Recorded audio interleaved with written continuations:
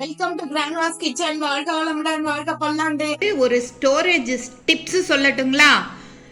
அரிசி இருக்கு இல்லைங்களா, அது வண்டுபடாமல் இருக்கணும்னா நம்ம நிறைய நாள் ஒரு 3 months 6 months ஸ்டோர் பண்ணி வச்சுக்கணும் அப்படின்னு ஐடியா இருந்தால் ஒரு 5 கிலோ அரிசிக்கு ஒரு 50 ml நல்லெண்ணெயை எடுத்து நல்லா கலந்து வச்சிட்டோம்னா ஒரு 3 monthsலேருந்து 6 months வரைக்கும் ரொம்ப நல்லா இருக்குங்க. இதே மாதிரி துவரம்பருப்பு, கடலைப்பருப்பு எல்லாத்துக்குமே நம்ம செஞ்சு வச்சுக்கலாங்க.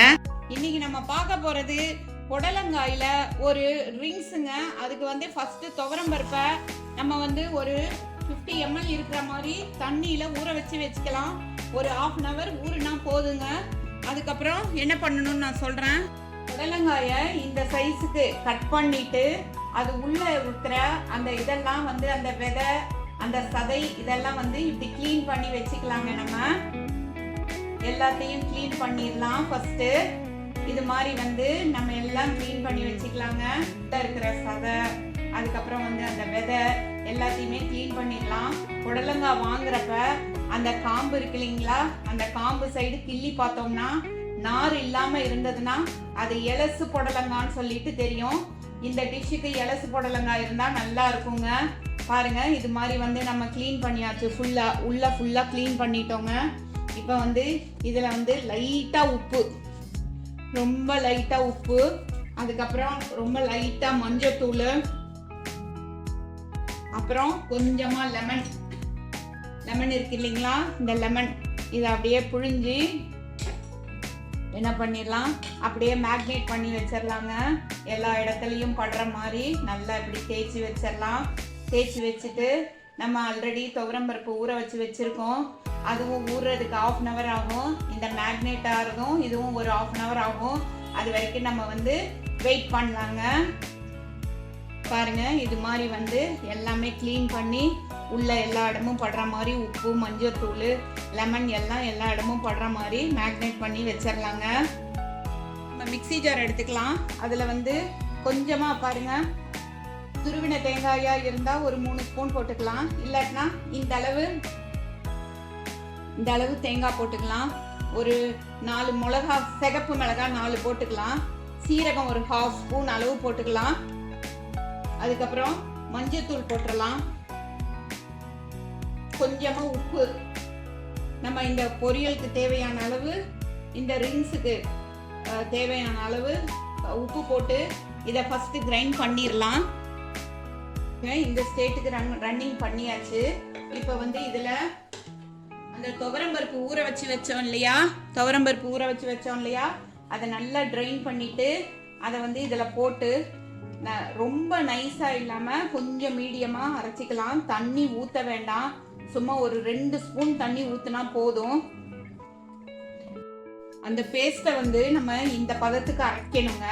அரைச்சிட்டு அந்த ரவுண்ட் ரிங்ஸாக வந்து புடலங்காயை வந்து கட் பண்ணி வச்சுருக்கோம் இல்லையா, அதுக்குள்ளே இது மாதிரி ஸ்டஃபிங் பண்ணணுங்க. பாருங்கள், இது மாதிரி ஸ்டஃபிங் பண்ணணும். நம்ம நல்லா இதுக்குள்ளே நல்லா ஃபுல்லாக வர்ற மாதிரி வச்சு நல்லா ஸ்டஃபிங் பண்ணிடணுங்க.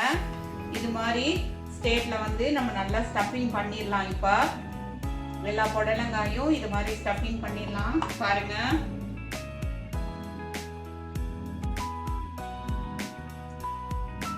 இது மாதிரி ஸ்டஃபிங் பண்ணிடலாம். கொஞ்சம் மேலே இருக்கிறதையும் இது மாதிரி மேலே வச்சு எல்லாமே பண்ணிடலாங்க. சூப்பராக நம்ம வந்து இப்போ வந்து குடமிளகாய் எல்லாத்தையும் ஸ்டஃப் பண்ணிட்டோம். ஃபர்ஸ்ட் கிளாஸாக ஸ்டஃப் பண்ணிட்டோம். இதை வந்து குக்கரில் ஒரு 5 minutes வச்சு ஸ்டீம் பண்ணி எடுத்துடலாம்.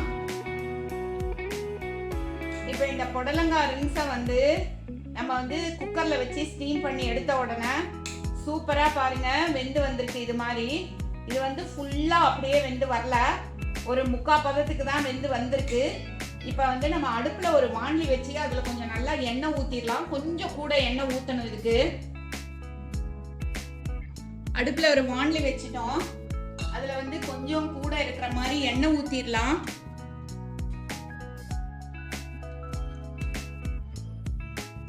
பாருங்க, நான் ஒரு 2 ஸ்பூன், ஒரு 2.5 ஸ்பூன் இருக்கிற மாதிரி எண்ணெய் ஊற்றிட்டேன்.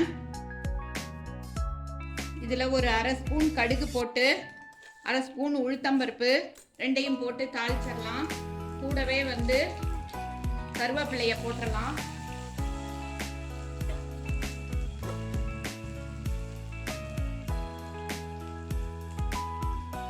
போட்டுட்டு இந்த பாயில் பண்ணி வச்சிருக்கோம் இல்லையா, இந்த ரிங்ஸு இதை வரிசையா உள்ள வச்சிடலாம்.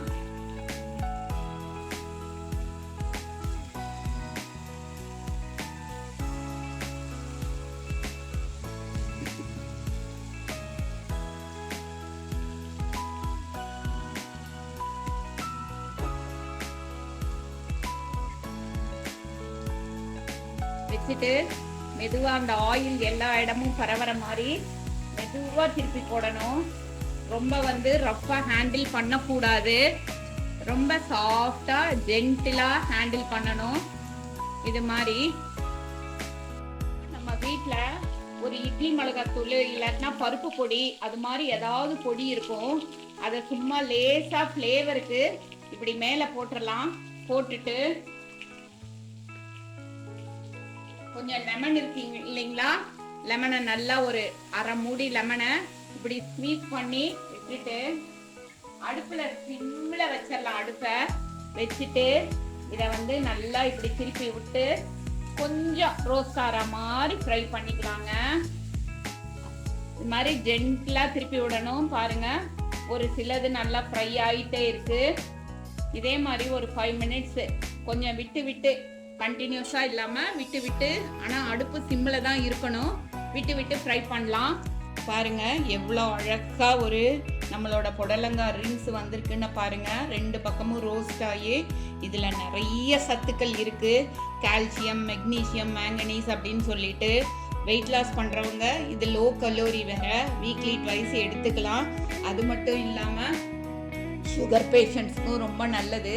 இவ்வளோ சூப்பரான ஒரு இதை நம்ம ரைஸ் கூடயும் தொட்டு சாப்பிடலாம், அல்லது ஈவினிங் ஸ்நாக்காகவும் எடுத்துக்கலாம். தேங்க்ஸ் ஃபார் வாட்சிங் அவர் கிராண்ட்மாஸ் கிச்சன். எல்லாரும் நிறைய பேர் பார்க்குறீங்க, பார்க்குறவங்க சப்ஸ்கிரைப் பண்ணுங்க, பெல் பட்டன் அமுக்குங்க. தேங்க்யூ.